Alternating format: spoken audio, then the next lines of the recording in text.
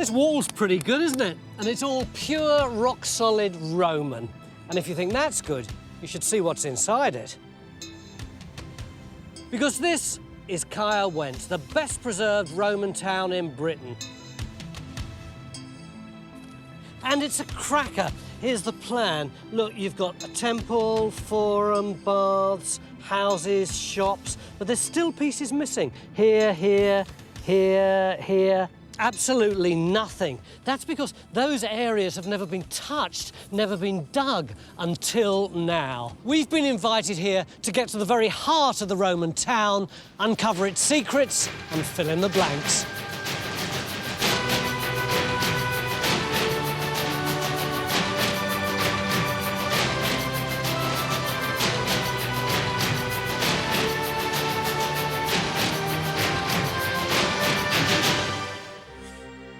Caerwent lies in South Wales near the Severn Estuary. In Roman times, it lay on the main road from Gloucester to the legionary fortress Caerleon. Today, this small rural town is the best-kept Roman secret in Britain. Over the past 100 years, archaeologists have been piecing together a massive archaeological jigsaw puzzle. And now, pub and post office rub shoulders with temples and villas. Fantastic sight, Neil. Isn't it? We're walking down the high street of one of the major Roman towns of Britain. Forum over there, baths here, temples here. You know, what could be better than that? Yeah, except this is not a Time Team tourist trip. What are we likely to find? Well, I don't know, but if I wanted to guess, you know, what would you expect to find in the high street of your local town? You know, fancy shops, fast food outlets, vegetable market, meat market, anything. And it could all be in here, right on the high street. I mean, look at it. You know, Greenfield has never been dug or geophysed, ever. And yet we're right on the major street of a major Roman town. There's only one thing that's perplexing me. Why is Mick Aston here, the famous medievalist who hates anything Roman? Yeah, not keen on the Romans. But we're right next to the church there. That's medieval. So I think there's going to be a lot of medieval stuff here on top. Yeah, but Mick, we've got 3 days digging the centre of a major Roman town. We can't spend all that time up in the top of 6 inches looking for the medieval. He's the boss this week, right? That's right. So what are we going to do? Well, obvious, isn't it? Geophysics first. Let's look at that and get a trench in. We've got to do it quick. We haven't got times against us. Yeah, I still think we'll have a metre of medieval stuff on top, though, to get through. Mick, we will get through that fairly swiftly. Let's see. So, under the watchful eye of our medieval policeman, our conquest of Caerwent begins, right in the heart of the Roman town, as the archaeologists investigate this field for the first time ever. And while we wait with bated breath for the results, Helen's finding out about the town's history. I can see there's lots of Roman buildings here, but what else do we know? We know that the Romans called it Venta Silurum, which means the marketplace of the Silures. They were the local tribe who lived in this part of South Wales. So were the Silures friendly to the Romans? Initially, they were the opposite of friendly. They were the most unfriendly of tribes in Britain. And it took 25 to 30 years for the tribe finally to be subdued and to be incorporated within what became the Roman province of Britannia. So how did these wild barbarians end up with a Roman town? Because the Romans thought that the only civilised way to live was in a town, they founded towns and they relied upon the local elites to rule for them. So the local elites restyled themselves from being warrior elites and instead become urban magistrates, a bit like a town councillor. So Caerwent was both a market town and an important political centre, and this might give us a clue to what's going on in our field. And as the digger arrives, the geophys is hot off the press. But it's causing some confusion. What I'm not sure about is whether we've got a monumental building or a series of small buildings. That's the only problem. Well, it looks to me, John, as you've got a range of rooms going down there. Rooms there, rooms there. Oh.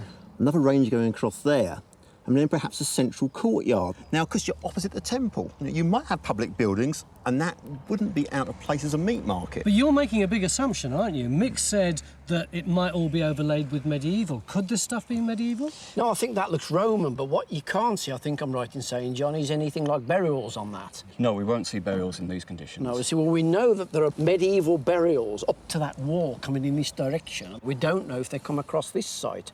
So there might still be medieval stuff on the site. Problem, what are we going to do? Well, let's open a trench in here. Let's prove these walls, test the inside of one of the rooms, bit of the courtyard area, then expand accordingly. Looking at the geophys, Neil thinks this building could be a Roman macellum, a type of covered meat market. So we're opening our first trench here to test his theory. And having barely scratched the surface, Phil's already struck it lucky. Even you know what that is, Even Phil. Tony knows what that is. So I'd say sort of 2nd century AD. First piece of pot. Phil! Oh, Right, lovely so job, cheers. why are we saying this could either be a huge building or a meat market? Well, I guess a meat market has a fairly standard plan. It has ranges of rooms, almost booths, if you like, around a central courtyard. And I guess in those booths, you might have people selling cooked meats, legs of lamb, that kind of thing. And I think the point is, it's got a single plan, so therefore it's paid for by one entrepreneur who then rents it out to individual butchers. So it's all about mercantile activity. What's think of that then? Is that mortar? Water. That is, isn't it? Ooh. That's one wall line. Is this more or less where you're supposed to be? Yeah, does it correspond with what you've got on the geophys? Well, it was meant to come through the middle of the trench, so we're not I far mean- off. So much for our resident medieval misery guts. It's only 11 a.m. and we're right down among the Romans. Not enough to convince me we've got a meat market yet, but considering the fantastic ruins over the rest of the town, it is pretty tantalising. Because looking at the plan of Roman Caerwent, previous digs have already revealed a grid system of roads which surround blocks of shops, temples and houses, and at the centre of it all, the political heart of the town, the Forum. When Neil said the Forum was here, I was expecting something grand and towering with great roofs and columns and things, but it's not much here, really, is there? For Roman Britain, this is actually quite impressive for standing remains. This is one of the very few uncovered forum basilicas in Britain. But look, there's virtually nothing here. I mean, this can't be old, surely. No, this isn't ancient, but it was based on what was excavated, and this has been reconstructed. So all But this based on gutter what they around found- here. So that gutter would have been original, Yeah. yes. So what would this have looked like? It would have started as this big open space for commercial activity and also an important political meeting space. They would have had pillars at the front, Yeah. and then there would have been an open space behind it, and then behind that there were probably shops, which you can see there. There's one there. So this is a shop. This is What? a shop, yes. This bit here? This bit there. And when it was excavated, there were a lot of oyster shells found in it, so it might have been something like an oyster bar. Really? With these impressive steps in front of the Forum. Yeah, they may well have been lined with something. There may well have been statues flanking on either side, leading people into here, which is the basilica. What's a basilica? The basilica is the sort of political chamber that's attached to it, a bit like a modern cathedral, in that you have two side aisles and a central nave. And you can see where you've got those really big wide walls there. Yes. They're so wide because they have columns going up them, huge columns to give this aspect of height. So this is really the heart of the political activity in the city. Well, that's quite enough talking politics. Of course, over the road, Phil's exposed more of the possible meat market. So, Phil, looks like you've got another wall there. Yeah, it's quite a narrow one, this one. It's only that wide, look. It's just running back in that direction. OK, so that's kind of at right angles to this one, which you got earlier on, isn't it? Well, but I think it's more complicated than that, because we got this face of a wall in there. Look, you can still see that's running down there. But we seem to have a face in there and one out there. Oh. I wonder whether we ain't got two walls. Yeah, built on the side to side. Yeah. Which brings up all manner of interesting, problems and questions. Lots of walls, great. Lots of problems, not so great. And it doesn't look as though things are about to get any easier, since John's got the geophys results for the rest of the field. Look, we've extended the resistance survey, and there's Phil's trench. And now we've got this really strong high-resistance anomaly. So what, is this a wall or a ditch? Well, it's a wall, Oh, right. a substantial wall by the looks of it. Look at the overall plan within the town. This wall we've got, it is on that sort of line. So it's almost as if those thin properties we're picking up the same in here, perhaps, Neil. I mean, maybe what you've got is you've got your linear strip shop, because you're a fair way back from the road here. Yeah. Maybe what you've actually got here is a more high-class living apartments. You don't want the smell of the noise at the front, Right. but you can't live out the back. So we should certainly put a trench across this thing. Oh, yeah, I think something in there on the corner, don't you think? Yeah, right on the corner, Right as on you the say. corner there. I thought you might say that. Oh, he's done it already. Look, he always does that. So I'll get on with it. So we're cracking on with a second trench, but I'm feeling a bit out of the loop. Having turned my back for a minute, Neil's given up on meat markets. Now he's talking about shops and living rooms. The wall should be kind of coming up on this line, according to the geophys. There should be a face here, Okay. and another one about there. So if we can get that, we know we're on the money. As digging continues, everyone's beginning to home in on the Romans. At one end of Phil's trench, Matt's got an amphora, while Phil's absorbed in an intriguing oval dish. But although the finds are coming in thick and fast, they could have come from all sorts of Roman buildings, and we can't tell what we're digging yet. What's more, there are lots more gaps in the Roman jigsaw puzzle. So we've sent geophys away from the hustle and bustle of the high street to the outskirts of the town. We're wondering whether this might have been a quieter, more residential area, and surveying it will help get a fuller picture of the town layout.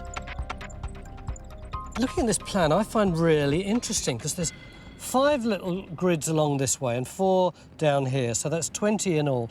And the whole town's described in this very neat rectangle. It's almost as though the planners preordained what they were going to do and just laid it onto the landscape. Is that what the Romans did? Essentially, it's exactly what they did. One of the oldest laws in Rome was that the dead could only be buried outside the town walls, and so you needed to demarcate the urban limits. So there are various ceremonies and rituals that they employed while laying out these towns that involved soothsayers, and also the ploughing of a ritual furrow around it with a brown ox and a white ox and all sorts of things. There is one flaw in this perfect plan, though. If you look at this north gate and the south gate, they're wonky. That's one way of describing it. All sorts of factors can affect how you lay out that kind of Roman template. There's a very interesting quote from Vitruvius, who was an architect and engineer of the period. They will be properly laid out if foresight is employed to exclude the winds from the alleyways. Cold winds disagreeable, hot winds favourable, moist winds unhealthy. So literally, I don't want the winds whistling down the alleyways. That might affect how they orient things, how things are laid out. And I want to try and understand why you've got a wonky gate system, why the layout of the town is this shape and this size, and why it's here. Back in the town centre, we've thrown everyone at the trenches. Although still confusing, clear wall lines are beginning to appear. And what's more, we're now finding evidence which might tell us what the buildings were used for. Come on, you devil. Just keep rocking it. Give it plenty of support underneath. And up she comes. And then... Fantastic. Yeah? Would you call it a fish dish? Fish dish, yeah. See that, Matt? Lovely. What have you got there by your knee? Of this, I'm just cleaning down here. It looks like the rim of an amphora, I think. So that might be for oil? Yep, so we've got foodstuffs everywhere. We could have a chip shop, couldn't we, with the oil and the fish? Well, it's just a suggestion. And quite frankly, the archaeologists don't seem to have much of a clue. But over in Trench 2, the walls finally seem to be coming together. Rich, there's been a lot of activity in this trench. What's this big feature coming through here? Well, that seems to be what the geophysics was picking up. I think it's just the old crappy material that's been thrown back in. But I've got high hopes for an intact wall being under there. Then you've got this, another wall here? Well, that's it. I mean, this was a really unexpected find. An intact wall that's actually 90 degrees to this robbed-out wall. And interestingly, I was talking to Tracy, and we realised that, of course, they line up in this direction. Right, so potentially we've actually got one building running all the way back to here. Back wall along here. I mean, that's quite a sizable building, isn't it? It really is. So, end of day 1, and it looks like we might have a huge, long building running right down the length of the field. But what on earth is it?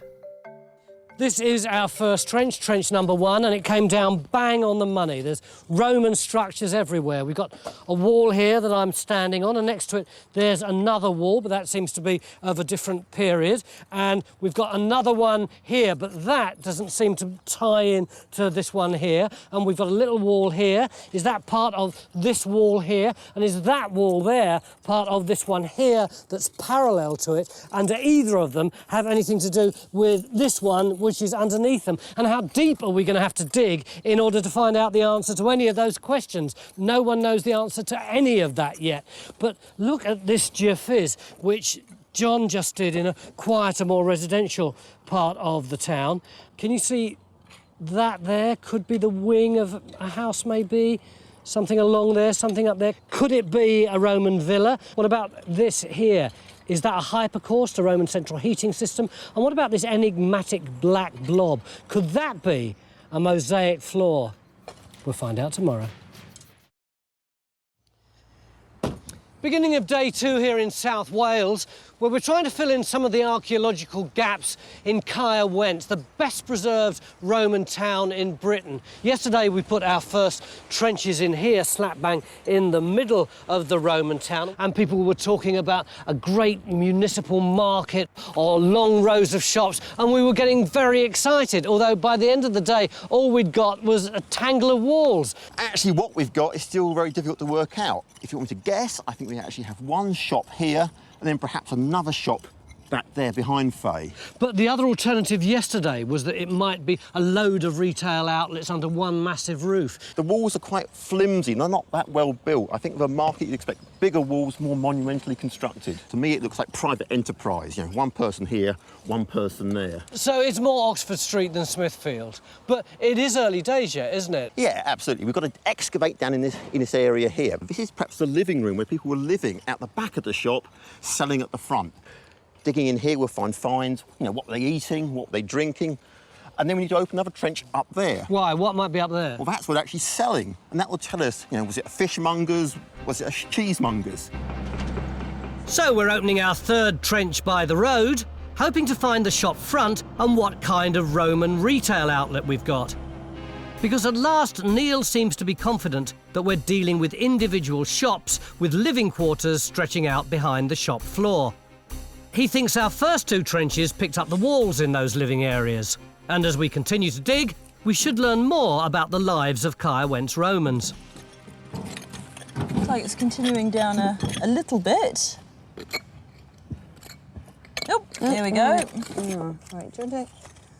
There's this sort of 2 rather sharp prongs off the end of it. Sometimes with these things, they're part of toilet sets and they were cleaning under your nails with. You'd maybe get a set of tweezers and a little ear scoop, and it's like having a cotton bud but without the bud on the end, and you're supposed to scoop the wax out, so maybe that's a cleaning nails and your ears at the same time. OK, we wanted to get close to the Romans, but that's just a little too close. As part of our quest to fill in some of the gaps in the plan of Roman Caerwent, we're not only concentrating on the centre of the town. So Stuart's scrambling over the walls, looking for clues to understanding the layout of the town, while Louise is hauling a somewhat bemused Helen into the village church. I'm not usually dragged into a church by a Romanist. Well, I brought you here to show you this inscription. Oh, isn't that lovely? What a fantastic lettering. Yeah, it's absolutely brilliant. And it's set up to a guy called Tiberius Paulinus. Okay. And he was in charge of the 2nd Legion Augusta, which was just up the road at Caerleon. So this is to Augusta, yeah. What's this doing at Caerwent, then? Well, this is where you get to the next bit of the inscription, because it says here that it was set up by a decree of the town council of the Silures. And so they've set it up to this guy. The way that a sort of small town like Caerwent would have fitted into the Roman political system was they'd have had somebody important to intercede on their behalf at Rome, to sort of put petitions to the emperor or the senate. And what it shows is that these people, the Silures, really know how to work within a really big, complex political structure. This 3rd century monument is the only record in Britain which documents a Roman council at work and proves just how Romanised we Brits had become. And since we've got a whole forum at our disposal, it's a perfect chance to experience the cold face of Roman politics. Mind you, it took 30 years to civilise the local barbarians. So if you guys are town councillors, one of the things you have to do is show that you are good men, morally virtuous men, and you do that through the way you orate. To what? To make a speech in a Roman manner. It shows through your moral worth. So what do we have to do? Well, you have to give a speech following certain gestures which we know about from a 2nd century AD handbook. So some of the things you have to do is the way in which you gesture. You extend the arm with your shoulders well thrown back and still with your head up. You touch your thumb to your middle finger and extend the other to 3 fingers. Right. And you might use that to denigrate your opponent or to make an emphatic point. Is this the sort of thing that I would gesture on a roundabout if somebody cut me up or something like this? You go like that? But you only ever use your right hand. Ah. Because otherwise your toga might fall off. Toga. Now, this is the first mention of the word toga. There are a couple of togas. We may as well use them. Clasp your hand to the breast, particularly if you want to make a sincere point. So perhaps like that. Or you grip your toga as you're getting more and more into your speech. You might let it drop slightly off your shoulder. There will be no falling off of togas. And also, for emphasis, another thing you can do is you can slap your thigh if you want to make an emphatic point. Oh! With your right hand. With your right hand again, but not quite so panto. Well, the mark of a very good, sincere speech is that an orator should look slightly more dishevelled when he finishes than when he started. Those 2 more dishevelled? Unlikely. That said, I think everyone's going to get a little grubby if we're going to make any impact on the town plan. All day yesterday we were digging right in the heart of the town, round about there. But this field here, which is right behind our incident room, is this one up here, which is at the edge, right by the wall. And it's where, yesterday evening, John came up with this really tantalising geophysics, which seemed to indicate that there might be some kind of villa here, which I found particularly puzzling because I thought that a villa was essentially a country house, not something that you'd find in a town. Well, not necessarily. Look at the town, Tony. You've got these big houses in the corners of the Roman town, one there, away from the noise and smell of the high street, all that hubbub. It looks like we've already got one in our field. Does that mean that a villa's already been dug here? One, yeah, just behind you over there. It was excavated about 20 years ago, and John's done some geophysics over here. And what amazes me is the results are so clear. You can see a range of rooms here coming along and back down this side, all set round this courtyard. What about this checkered dogtooth bit here? You'd like to think that could be a sort of hypocaust system associated with the villa. It's a massive building. Which rather poses the question, how much of it are we going to dig? About 1%, I should think, Tony. We're just going to have to evaluate it. So a single trench coming in across the range, trying to see if we can get the central courtyard. Let's look at these rooms. Are they really posh? Have they got hypocaust? So we're opening our next trench over John's geophys to see if we've got a villa. I have to say it seems like he's reading a lot into a few fuzzy blobs. But yet again, the diggers hardly scratched the surface and Phil struck it lucky. Look at that. How about that, then? That ain't bad for a start of the trench, is it? Nice twisted little bracelet. Yeah. Bit small for you. I don't know. Very fetching, Phil. But not all the finds are so easy to identify. Most of them are caked in mud and dirt, and it's a painstaking process to identify the real gems.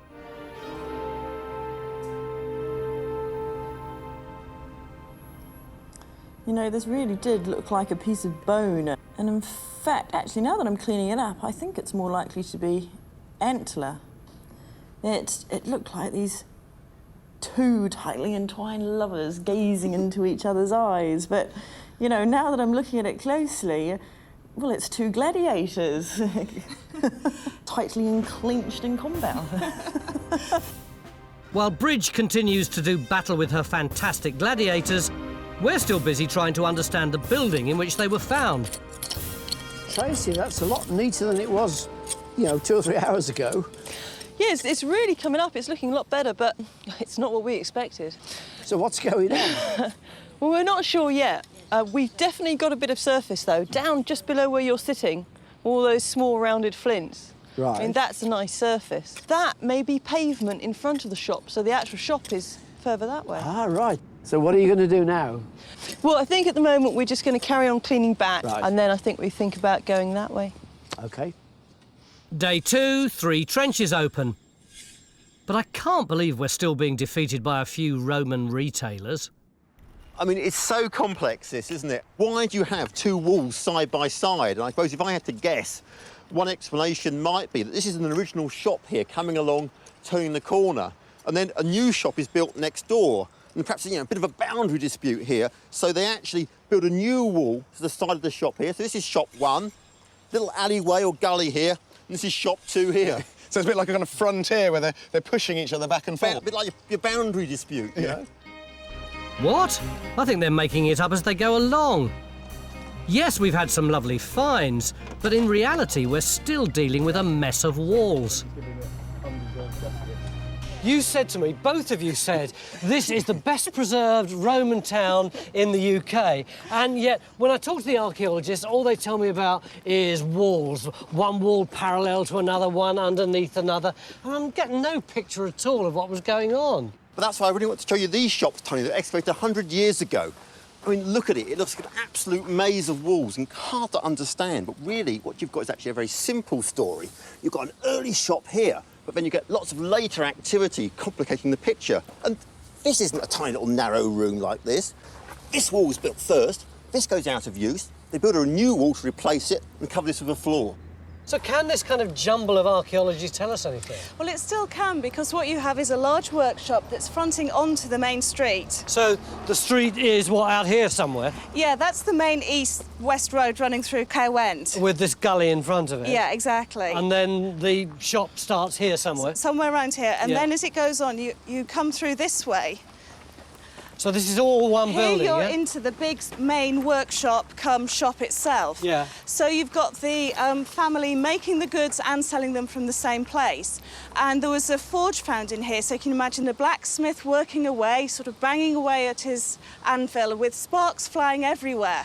And the back wall of the workshop was all the way back here? And then behind you've got a couple of rooms for living quarters where the family would live. It's a big place, isn't it? It is quite chunky, yes. That's not all. This is Louise's shop, OK? I'm next door in my shop. Now, I'm selling, I don't know, vegetables or I'm a butcher.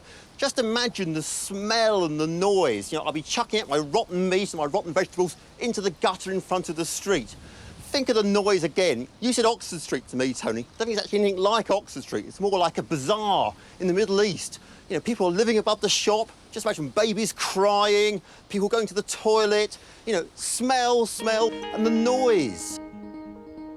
Looking around here, the different phases of development are very complicated, but living quarters, workshop and shop fronts are quite clear. And Neil thinks that this is what we've got in our field. But it's afternoon of day 2 and we've also got a possible villa to deal with. Yesterday evening I got really excited because of this geophys, which seemed to show a Roman villa there, although it is quite eye of faith, isn't it? That's magnetometry. And today John decided to run the radar over it, and this is what he found. Isn't that spectacular? If that isn't a Roman villa, I'll eat my hat. Except when we put a trench in, this is what we found. Nothing, nothing, nothing, nothing. Phil Harding, rubble. Phil, where's the villa? It's here, I'm standing on it. What do you mean you're standing on it? There isn't anything there, mate. Yes, there is.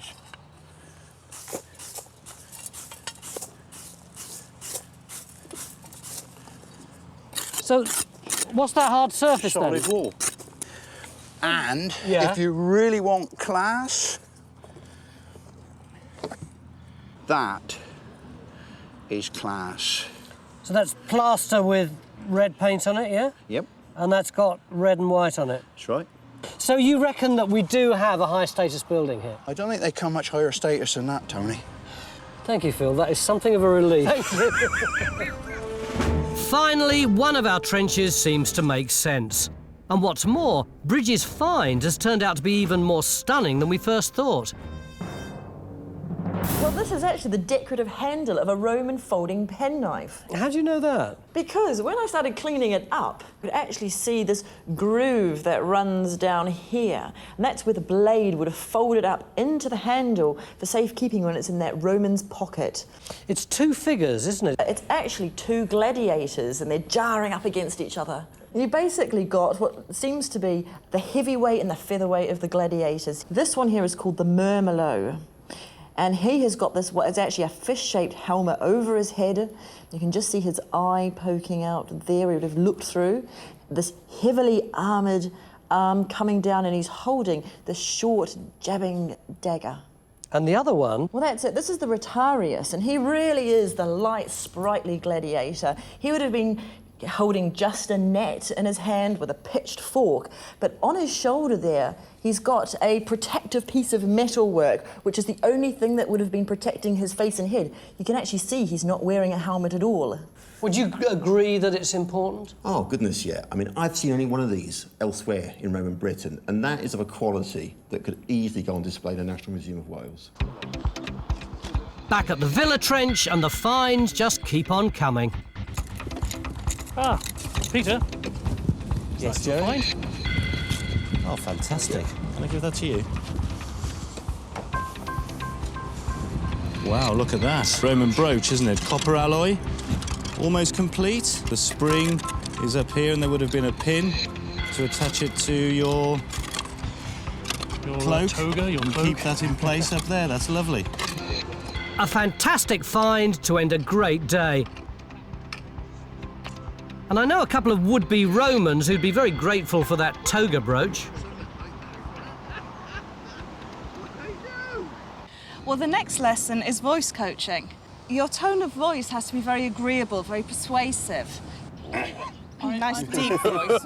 And part of the way in which you speak is also to do with sort of exercise. So you might want to go for a bit of a walk before you give your speech, or you might want to rub down with some oil. Sounds all right. I'm up for a bit of a rub down. But you must abstain from sex before you give your speech. Well, I've managed that too. In those costumes, I think you probably will. And finally, you must avoid any trace of a rustic accent. Oh, there's no chance of that then, is there? Deary me. I think this is going to be nearly impossible, isn't it? Toga's in a high wind and not a good look. Slope off for a pint? I think so, yeah. Sometime. A rub down.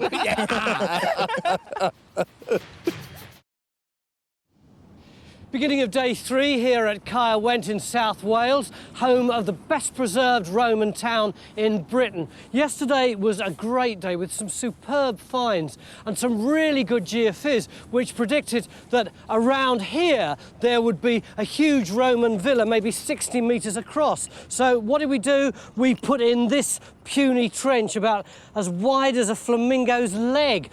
Why is it so thin? Tony, coming to the 21st century, this is modern archaeology. We're doing this very scientifically, very carefully. All right, I've been told off, but what about my hypocaust? Your hypocaust has actually disappeared. When we actually looked on the radar, it proved this was a very superficial deposit. It was only in the top 6 inches, so probably it was just like a load of old horseshoes or a bucket of iron nails. But hey, we've got these fantastic results down here, all these very clear rooms and evidence of burning. And in here, the radar suggests very deep deposits. This probably is a bathhouse. Where's that on the ground? That's just behind us over there. At last, it looks like we've got a really juicy target. So we're opening another trench over the possible bathhouse shown on the geophys. But it is day 3, and I hope we haven't bitten off more than we can chew, because we've now got 2 trenches open here, and we're still struggling to identify our shops in the centre of the town.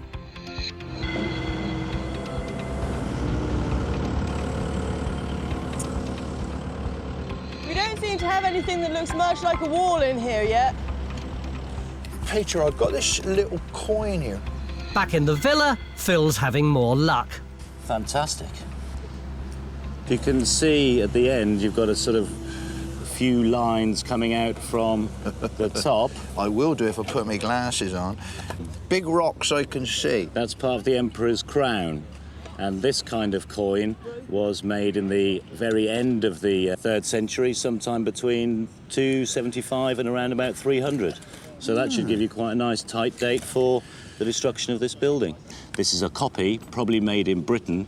So it's a forgery? It's not a forgery because the intention wasn't to defraud anybody. These are known as barbarous radiates, and they were made locally because the Roman state wasn't making enough money, so people took it upon themselves to make their own. Well, everybody was just turning out money? Almost, yes. I like the sound of that. Yeah, me too. We might be on the money in Phil's trench, but not all of the finds are exactly what some of us expected. I hear we've got some human bones at last. We have indeed, but not everybody would necessarily recognise them as human because they are so tiny. Because these are from a newborn baby. So this is the tibia, that's the big shin bone. Yeah. And you can see this, it's got this same basic triangular form that it has, with this ridge down the front. That's the bit that if you get kicked, it hurts. Yes. Why are these found in the Roman buildings, then? Well, the thing about individuals of this age, that's individuals of less than 6 months, which is what you class newborns as being, is that they would commonly, at this period, buried within settlement areas rather than out in the cemeteries with the rest of the dead. So it's almost as if, with these young individuals, because they've had no life of their own, they were kept within the realms of the living. I love anything like that, you know, that gets us really close to people at the time, doesn't it? And the other way you can do that, if you look at this piece of ceramic building material, can you see the finger impressions? Oh, crikey, yeah, look at that. Looks like you've actually got fingerprints. That's a lot smaller than mine. There might be a child or something like that. Yes. That's wonderful. It may be wonderful, but it's mid-morning day 3 and everyone else is busy trying to solve the problems in the trenches, except for Stuart, who's dragged me off to play with his new toy. Stuart, my instinct tells me this isn't a rotary clothesline. This is a Roman surveying instrument. It's called a groma, and one was found in Pompeii in 1912. So we know this is the instrument they use for setting out roads and the grid patterns in streets. Now, how they do that is using this groma, which basically is like a cross at right angles to each other. What you would do is you line these 3 strings here. When you stand back from it, you line the 3 up. I've put a pole at the end of it down there. So that's my baseline. That's the line of the road, effectively. So what I would do is come over here. Hang on, I've seen the design floor already. It's really windy today, and this is swinging around like a conker. We actually know that the Romans used windbreaks, and they also used to make the string heavier by putting almost like sealing wax or olive oil on it to make it more rigid. So if you could now be my glamorous assistant. You're Debbie McGee. That's it, with that pole and that bit of string. Which is exactly 88.71 metres long, because that's 300 Roman feet. The exact size of the insula up there, and we'll set out the forum. Got a long way to go yet, Tony, at least 3 times that distance. I may be some time. But over at our potential bathhouse, at least they seem to be cracking on nicely.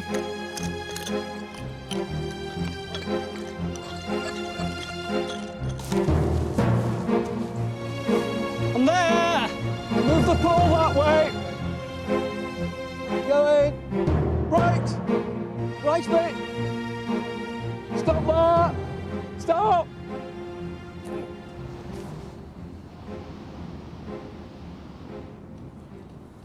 That does look pretty square, doesn't it? It is. I've checked it with my modern survey square, and it's pretty damn close, actually. What it does demonstrate is that when you're setting out something, as the Romans did, they could achieve very good regular grids with this. But you've already shown me that there were flaws in this Roman perfection in Caerwent. Yes, I mean, I remember you talking about the wonky gates, as you call them. It's not because they're badly set out. There's some other clues. There's an earlier routeway through into the town, through here, before this wall is put in here, and they're continuing the use of the same routeway. Also, this group of buildings just here, but that's so badly offline. And what that's actually showing me is there was a routeway that came through here before this grid system was actually made. A Roman surveyor would have never tolerated that in a plant system with that grid. You certainly wouldn't. If you want to learn more about how the Romans laid out their towns, log on to the Time Team website.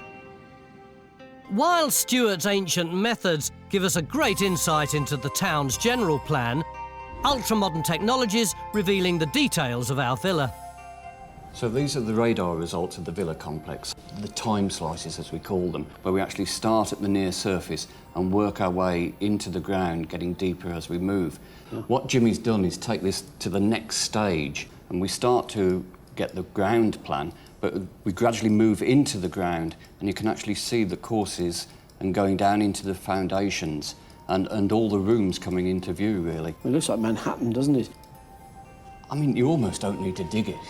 Wow. Well, I wouldn't mention that to Phil right now, since he's just been dragged into the bathhouse trench. Phil, you're digging a big hole. We only got 2 hours left. I know, but what I'm trying to do is restrict the size of it to enable us to get down. We've got this edge, this feature, this wall coming round here. What we want to do is drop a little hole in the corner here, just to trace that wall round if we can. See how it relates to this wall here. See if we can get some depth to it.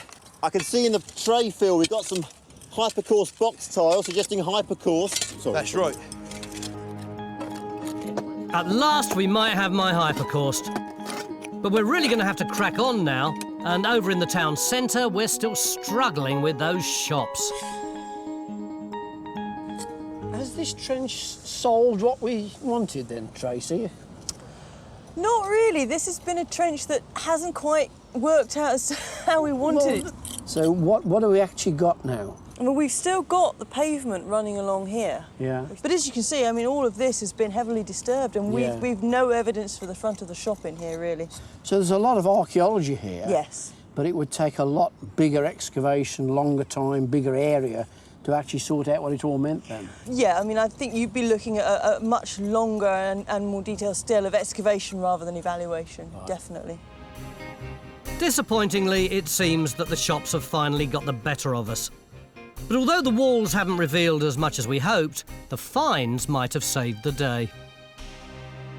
Well, we've come down to the shops in Pound Lane, which were found in earlier excavations, and I brought some of our finds that illustrate what I think offers one of the major purposes of a town. It's the market, and the very name of Caerwent, Venta Silurum, is the marketplace of the tribe. We've got things like the pottery, of course, that contained olive oil, and things like an oyster shell, which could have been street food, so you don't have to go home for lunch. And then other things that represent butchery. We know from the writings of somebody called Plautus that butchers were famous for palming off elderly mutton as freshly killed lamb. In fact, we have got a series of sheep jaws here, but this is just fantastic. This is a cattle scapula, so you can see that a hole would have been driven through there to let it be hung up on a hook. Oh, so displayed in the shop. Right. Ah, right. Exactly. Right, that's very good, isn't it? Yeah.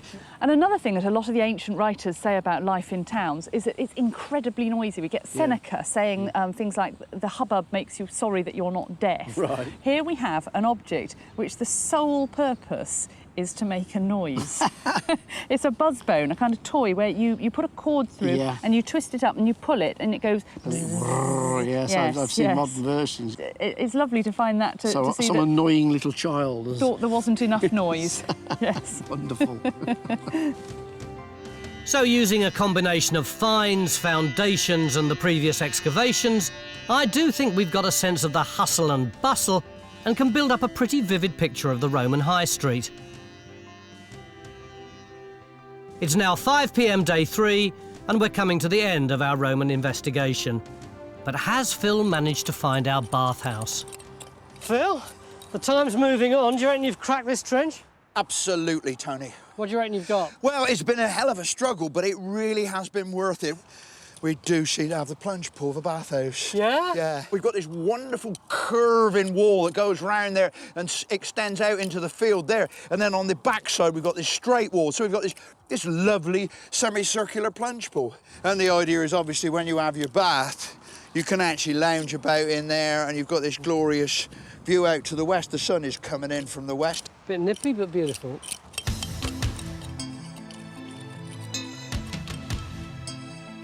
A fantastic end to a really tough 3 days. And I think we've achieved our challenge, filling in some key gaps in the archaeological jigsaw puzzle of Roman Caerwent. Much more excitingly for me, though, I think our finds have brought us so much closer to the sights, smells and sounds that we Brits would have experienced in Roman Britain. But we've one final Roman experience in store, and I wouldn't miss it for the world. Ladies and gentlemen, for your delectation and delight, please give it up for Matt Williams.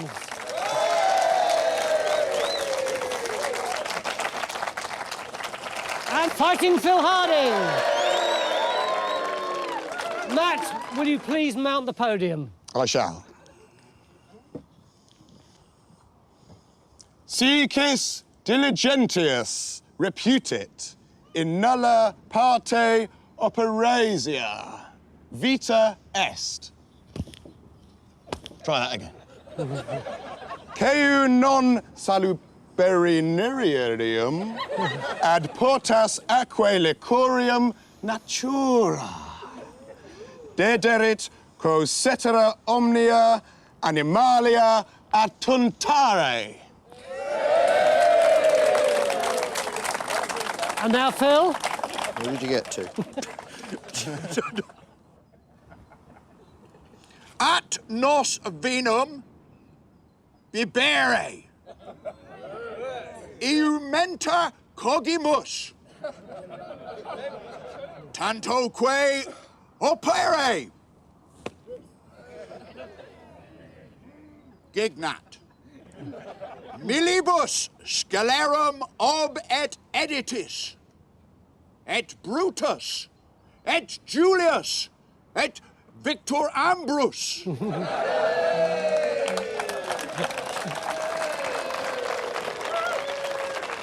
So, ladies and gentlemen, were you convinced by Matt? No. Were you convinced by Phil?